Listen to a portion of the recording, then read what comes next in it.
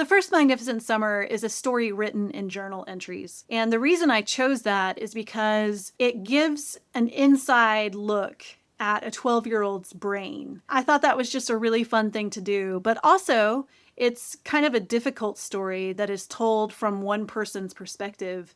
And I just really wanted to get very close to that character. Journaling is something I have done pretty much all my life. So Victoria is a lot like me. I would journal when I was a kid, and I would keep track of things that had happened in our lives or things that I was worried about. I kept up this practice all through college and into my adult years. Today, I bookend my day with journaling. So I will start journaling in the morning, and before I go to bed, I will also journal. I'm a big proponent of the value of journaling. And if you are not a journaler, I want to use this video to try to convince you that you should begin a journaling practice. Here are some reasons you should try journaling. Number one, scientific studies show that it's good for your mental health. Journaling helps cut down on intrusive thoughts and depressive thoughts.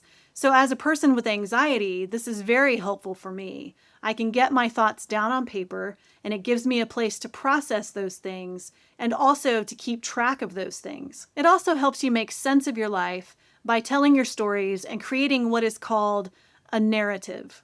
Number two, studies show that journaling can improve your immune function. It helps reduce blood pressure, it improves liver function, and basically lifts the entire immune system. All you have to do is journal for 20 minutes a day. And the reason for this goes back to the narrative, telling the stories of your life. You see yourself as a part of a larger purpose rather than a tiny little lonely island. Number three, journaling also helps you cultivate gratitude. Have you ever felt like you were having the worst day ever? Journaling can give you a place where you can list all of the things that you feel gratitude for, the things that you're thankful for, whether it's family or friends, or the things you get to do in your life. Number four, journaling can help you recover from traumatic events. If you're experiencing a difficult loss or you're going through a challenging time, journaling about those things can help you process your emotions and give you a place to express those emotions. Studies actually show that journaling can speed up the recovery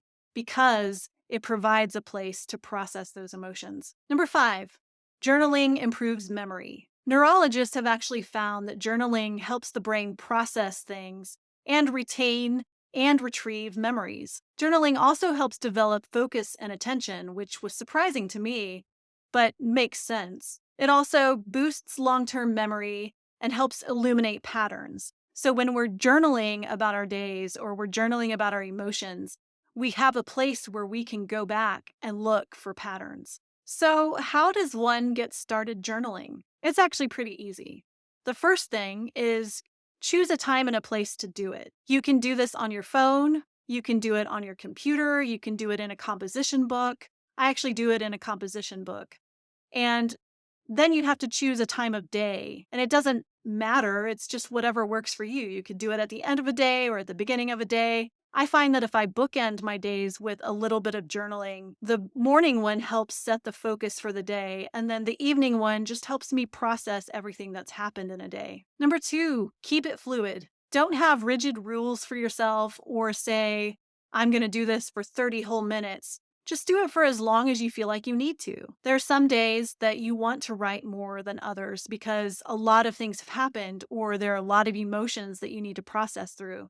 So just keep it fluid. And number three is write about what's on your mind. That can be worries, that can be fears, it can be things that you're really excited about, it can be good books that you've read or movies that you've watched. It can be people you're grateful for. There's so many things to journal about.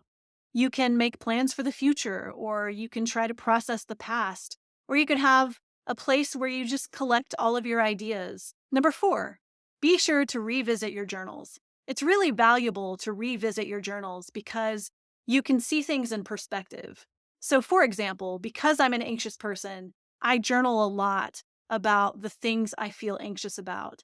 And sometimes it feels like those are the end of the world things. But when I look back at my journals and I see that I've come through these times, I also have depression. And there are times that I can see those cycles in my journal And it provides a little bit of perspective knowing that it's not going to last forever, that there are these cycles that my brain and my body go through.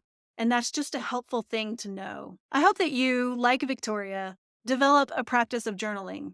I hope I've convinced you that it's a wonderful thing to do. If you need help getting started, Victoria has written a whole bunch of journaling prompts that you can download from my website, racheltolson.com. Happy journaling!